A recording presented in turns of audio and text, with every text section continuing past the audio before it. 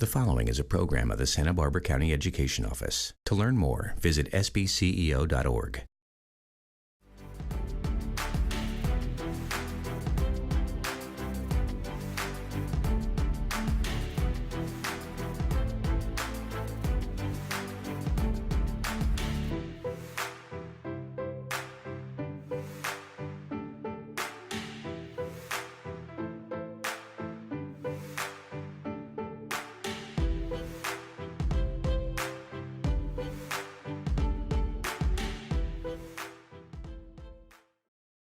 Hi, I'm Susan Salcido, Santa Barbara County Superintendent of Schools, and I am so delighted to introduce our guest today, Lisa Brabo, who's the Executive Director of the Family Service Agency in Santa Barbara County. Lisa, thank you so much for joining us. Thank you for having me. I can't wait to have you share about the story around FSA. FSA does an incredible amount of work and reach throughout the entire county. We definitely want to talk about it and the impact.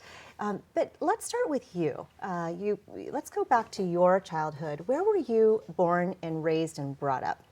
Well, first of all, thank you for letting me be here and having this conversation with you. It's really fun. So I was born in San Diego. That's where most of my family is from, and we lived there till sixth grade, actually, and then my mother remarried and we moved to a small town in Montana, Arlee, Montana. It happened to be on an Indian reservation, actually, so there were many transitions from San Diego to Montana. Wow, many for sure. Big city, San Diego, to very small town, beautiful Montana. Yes. And an Indian reservation. So, gosh, how was school there? How was growing up there? What would we see? What would we experience as a student through your eyes? San Diego is a pretty populated place, and Arlee, Montana was a very small town. So the entire school, grade school, junior high, high school was 300 kids, 125 in the high school. So it was quite a change from the very large schools that I attended in San Diego. And the changes were all really good changes because everything was on a much smaller scale. Everything was much more individual, many more sort of personal relationships. The difference, I think, is that it was on an Indian reservation, and the majority of the population is Native American, of course, totally makes sense. However, the majority of the teachers were white, and I witnessed much racism while I was growing up there. I went to junior high and high school there, learned a lot about what it means to be in a place like that, where there is racism rampant, even though it's your home. I mean, I'm white. Obviously, I was on the sort of privileged side of that. I was not treated that way. I learned a lot from the people that I was spending time with every day. You know, what it felt like to them to be born there, to be raised there, to have this sort of white influence in the school that treated them differently than they treated me, for example. Not in every situation, but in many situations. Wow. What an eye-opening, world-changing, world perspective-changing experience that you were both able to, it seems like, experience at the same time simultaneously see yourself experiencing that, which is a really interesting place to be. Plus, I'm sure it has impacted and influenced you now as well, that experience. Oh, absolutely. And San Diego is a very developed area. And when we moved to the Arlee, Montana, my stepfather actually got some land, and so we built a house there. And we moved into the house when it had the frames up. That's all that it had. We had electricity. We didn't have running water. We didn't have flooring. We had a wood stove for heat. And it was that way for a number of years, actually. As my family had enough money, we would buy, the insulation for the walls, or we would, put the flooring in one room, for example. So it was quite a thing to learn all about hauling wood, going down to cut down a tree and chopping wood and keeping that wood fire going all the time, running out to the outhouse at night when it's snowing outside, or hauling water from the creek that was about 100 feet away. we literally, I mean, we had some great experiences that now seem like really fun experiences. At the time, it was a different thing. Right. But, you know, we had a horse trough that was outside, and we would bring it in once a week, and we would haul water from the creek. We would heat it up on the stove. We'd fill the horse trough with water, and my mother would decide in what order we would take our baths, our once-a-week bath. And it was, in her perception, the cleanest child first. And to her credit, she always took the last one. She always took the last bath. Wow. So quite a different experience from growing up in San Diego, for Quite sure. a difference. And how many siblings did you have there growing up? There were 6 of us total. So we had a 3-bedroom place that we were building, and we had triple bunks, which is always fun among all the siblings. And we would drive once a week into town to get groceries and do the laundry and all of those typical types of things you do when you live in a rural area. Lisa, I'm so grateful that you've shared that part of your life with us, because as an executive director of the Family Service Agency, we see you all around towns and communities and the county and serving. And sometimes we just don't get a chance to stop and pause and ask, you know, where did you grow up and what was it like? And I don't know if anyone would ever have guessed that. So I really appreciate that you've shared that. And so in terms of your educational experience, did you go to, after 6th grade, the same school then? Yes, same school. Okay, same school.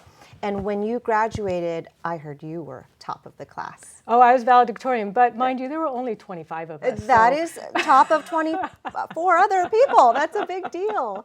That's great. And it was wonderful that it was a small school. I'm short, I'm 5'1", you know, but I got to play basketball all 4 years in high school because it was starting. So small. Yeah. That's right, I was a guard. It was so fun. That's really. great. Yes. That's really great. So after going to school and being #1 in the academic class for your school, how did you decide which college you were going to attend, and did you go to college right away, and what did you study?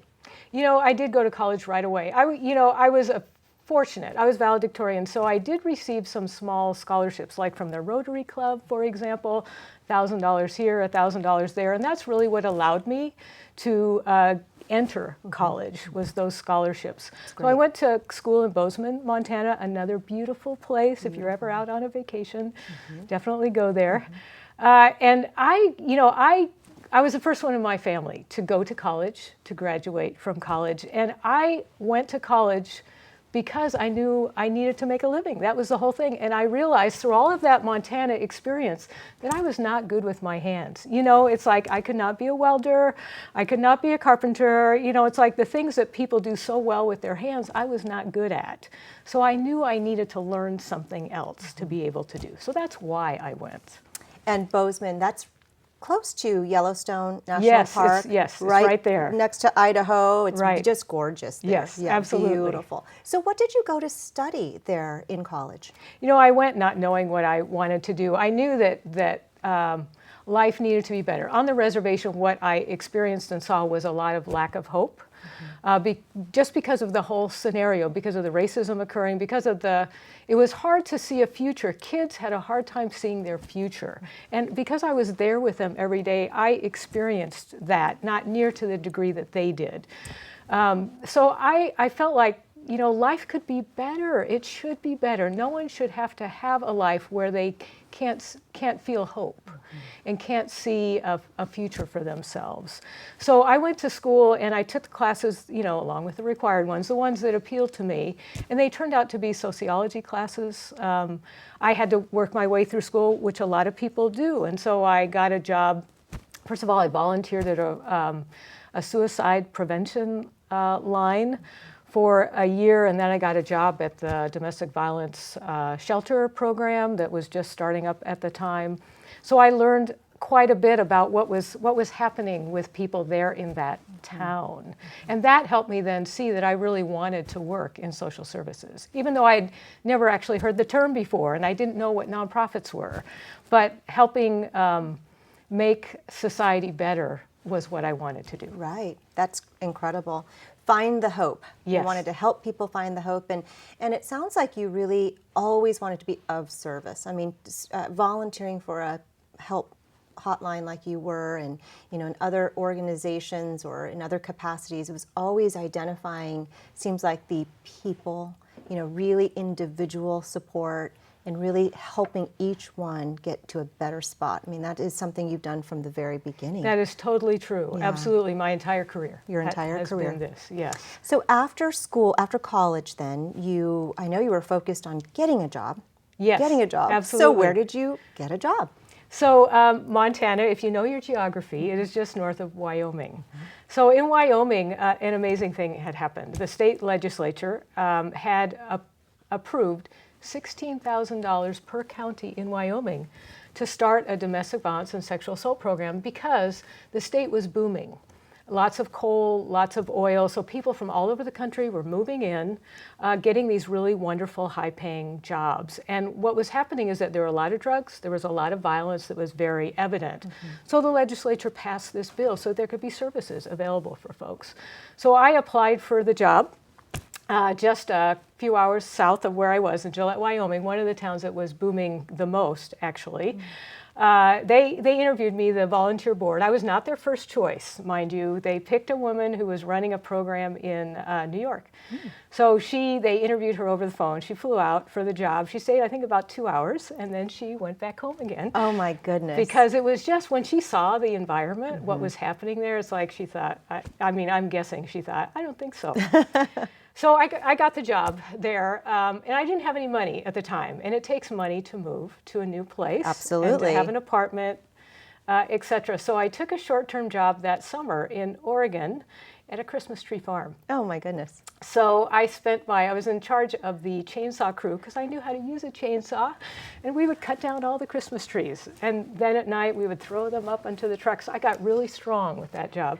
So I was working there for a few months. I had enough money to move, went to Gillette, Wyoming, and started the domestic violence program, rape crisis hotline. And I was there for 4 years, actually building that program. So we ended up with a shelter, a very robust volunteer program, quite an active organization.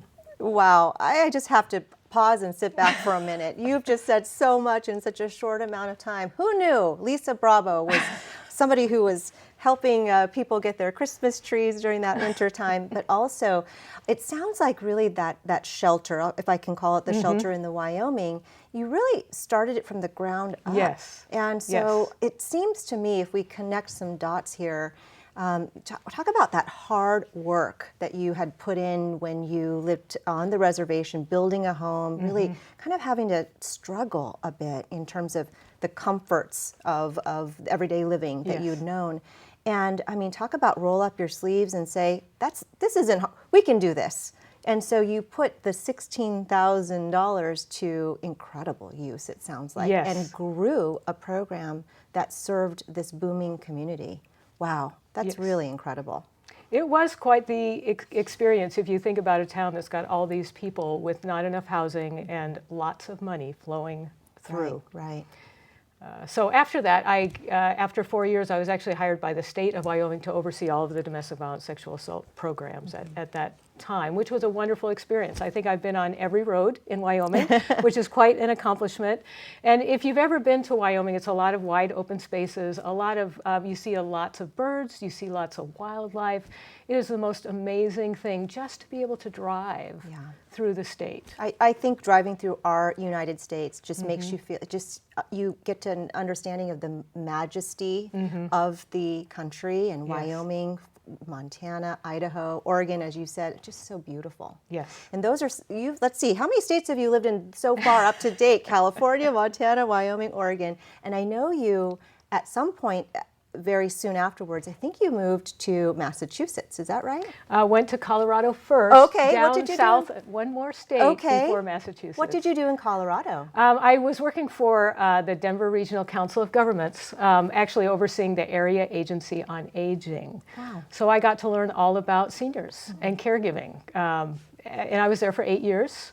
It was really a wonderful experience there because I didn't know a lot about all of the challenges of getting older and all of the wonderful services available. The Area Agency on Aging receives federal money just like the one here, and then it gets granted out to nonprofits to provide services. So it was a fabulous experience in Denver to be able to oversee that operation. And that's a bigger city, so you're moving big towns, and Yes, from true. small town to big town. And that comes into play with the Family Service Agency as well, I'm sure, what you learned in terms of serving seniors. Yes, because absolutely. that's what you do now as well as serving youth. Yes. All right, so let's go back to Boston. Tell us what happened in Boston. It's pretty major. What happened in Boston is I got a PhD. I had gotten a master's degree while I was working in Wyoming, one of those online types of courses where you just go every now and then in person. It was a great program for me. It's where I learned to use a computer. That's when computers were just coming out. So went to University of Massachusetts in Boston for a program specifically for public policy. I loved the program because a lot of the students had a lot of work experience. So the conversations that we had, the courses were really designed towards real life issues. So it was fantastic. Well, Dr. Brabo, this is a pretty major accomplishment. You were saying you were the first in your family to go to college at all. Yes. And then a master's degree and a PhD. I mean, we are sitting across from somebody who is not shy about hard work. That is for sure. That's totally true. That is totally true. Yes. All right. So I think I'm sitting across from someone who is the same. So. Well, thank you. So did you go from Boston then to California? Let's trace that path directly to FSA. How did you get there? It's a little bit of a windy path. Okay. So my family was pretty mobile. You know, we moved a lot when we were in California and then to Montana. And so I have done the same. It feels comfortable to me to be starting in a new town and getting all of that going. So for those who have been in a master's program or a PhD program, with a PhD program you have to do a dissertation, which is quite a major research study.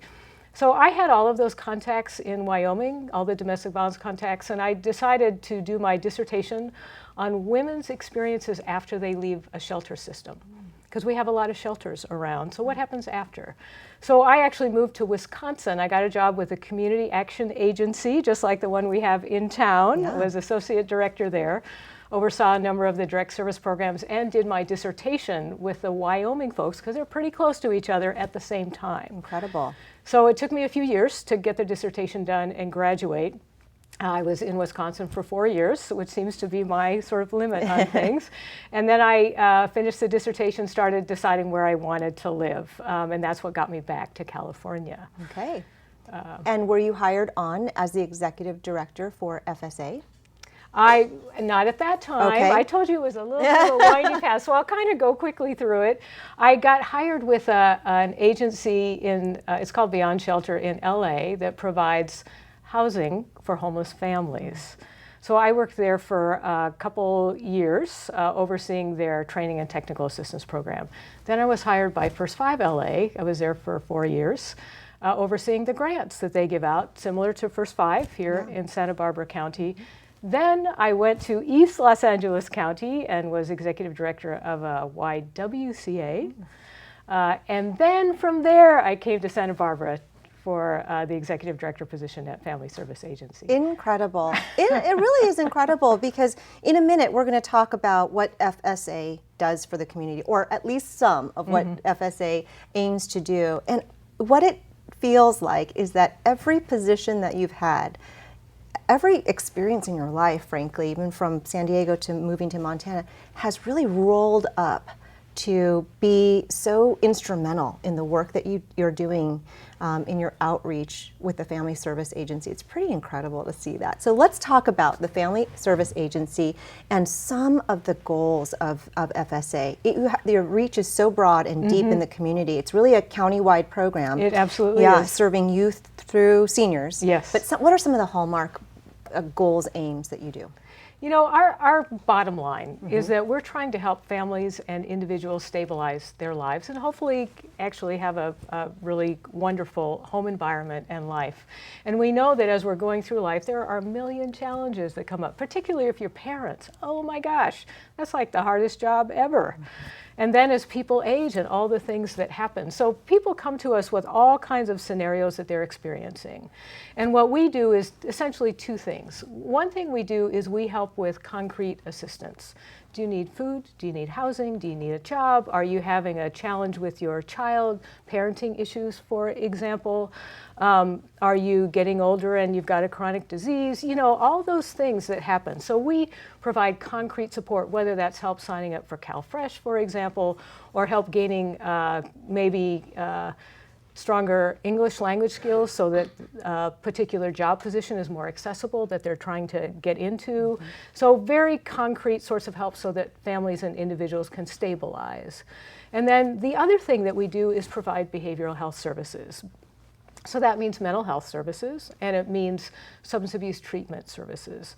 Because we know that as people are going through their lives and all the twists and turns, things happen. And sometimes things are hard to deal with. So the mental health services really help people learn how to cope in oftentimes a pretty positive way with all the things that have happened and all the things that might occur in the future. So it really, both of them together help folks stabilize and have a really a better life experience, a better quality of life.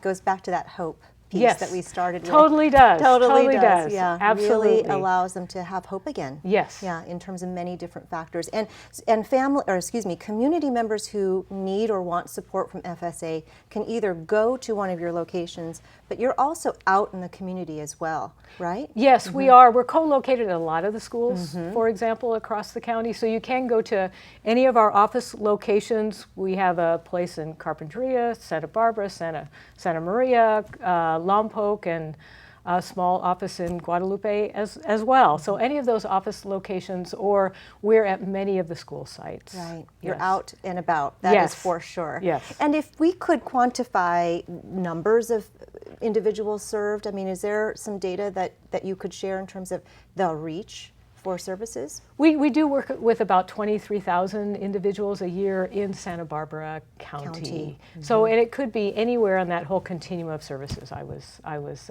talking about. We're very, as a lot of nonprofits are these days, we keep careful track of the services we provide. We use evidence-based practices and tools, so we make sure we're having the most impact. Right.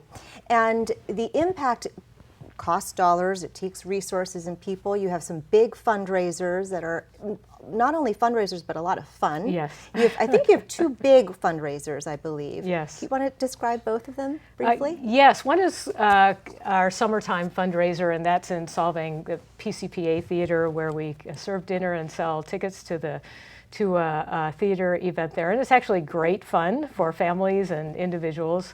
And then the other we do in South County, it's called Cooking Up Dreams, where we bring in chefs to make all different kinds of dishes, and people get to try them all and vote on them. So both are actually a great deal of fun. And do they help support a lot of the needs for FSA to run to operate?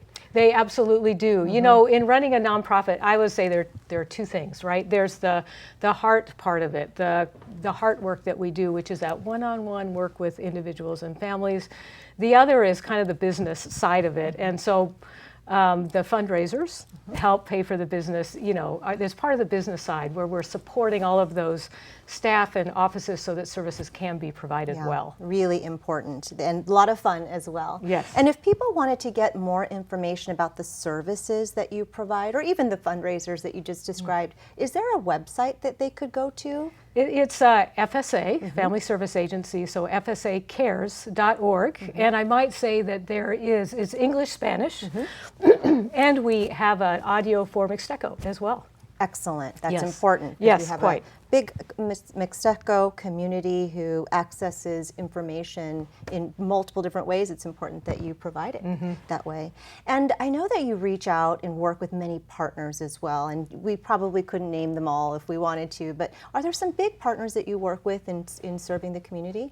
There are. You know, I always tell people that we actively collaborate, because in collaborating together we can provide the best package of services for individuals and families. So school districts are a big part of that. The county programs are a big part of that, and the nonprofits in each of the communities are amazing. You work with one another, don't you? Yes, absolutely. Yeah. So Lisa, I have a question that I'm just so curious about, because as a nonprofit leader and as somebody who cares so much about the work that you do, the impact that you make, and the individuals, every one of them, that you're giving. You're constantly giving.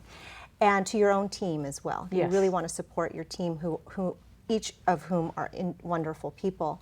How do you refresh and get your energy back and get your balance back? If I'm not to assume that you're not in balance, but I'm assuming that in giving you really need to recoup some of that energy. How do you do that? Self-care is so important for all of us, no matter what job we're doing. It is Right. so important. So I'm one of those people that likes to have lots of different experiences, as you could tell probably Yes. from my background. So travel is really fun for me. It does a couple things. It helps me to rebalance. It helps me to relax. It also broadens my vision of what's possible, what's happening out there in the world, and what can we bring back to our own local area so there can be a better place here. So I love travel, I love reading, I love lots of varied experiences. I love that. And do you travel internationally or more in the United States? Pretty Both. equally, I would say. Yes. Okay, good. Yes. That's yes. exciting. And in terms of your leadership, I would say you're amongst just the highest caliber of leaders that we have in Santa Barbara County. Thank you. Absolutely, and doing so much all the time for so many. How would you say might be one way or a couple ways in which you continue to hone your leadership skills, whether it be with your own team or in thinking about that vision and impact and implementation of that vision and goals? I do a couple things. One thing that I do is I'm really conscious of when it's good for me to step forward as a leader and when it's good for me to step back as a leader. The people around me, you for example, the staff that I work with, folks from other nonprofits, etc., we have a lot of amazing people around us every day, and so I try to pay attention. I try to listen carefully. I try to pay attention to how they are. What can I learn from all the folks around me? Because there are so many skilled and wonderful people. So that's one way that I do it, is really just try to step back, pay attention, and learn from everyone. And that's where some of the greatest things are learned, I would say, is just by the folks that are all around us. Absolutely. We can glean so much knowledge from the people. They're so smart and Yes. important. They do such incredible work. Yes. We have just a limited amount of time now. I can't believe it, but you have such wisdom to share. You really have had such incredible experiences. And I want to apply that for a moment to our viewers who might need some advice in terms of things that might help a person in the community be very successful, or a teenager who's graduating high school and going on to college or a career. What would you say, in looking back, would be some of the elements of success for people, individuals, young adults, as they go on to a career or in the workplace or in school? One thing I would say just across the board is care about each other. That makes all the difference if we care about each other, because then we have a reason to be here, and we can apply all that we are. So another thing I would say for young people, understand it will get better. I wish someone had told me that when I was young. It will get better. It absolutely will get better, because it's challenging. Growing up, going to school, going to college, it's hard. There are so many things. So just hang on to that hope. Life will get better as we learn, as we grow, as we create these lives for ourselves that make sense for us. So those two things. I love that. Thank you so much for your wisdom and your advice, and for sharing your experience with us. And like I said earlier, it's one thing to know that the FSA does so much in the community, and you make assumptions about the executive director, which I'd say the assumptions are true in terms of knowledge, skill, and understanding professionalism and impact. But it's so great to have learned about you and those experiences that you've had all along your way, from childhood to all the different positions you've had. I think like I said, I think they really roll up and influence you in your career right now. And boy, are we benefiting from that. So Lisa, thank you so much. Thank you very much. I'm Susan Salcido, Santa Barbara County Superintendent of Schools. Thank you so much for joining us today for this edition of Local Leaders.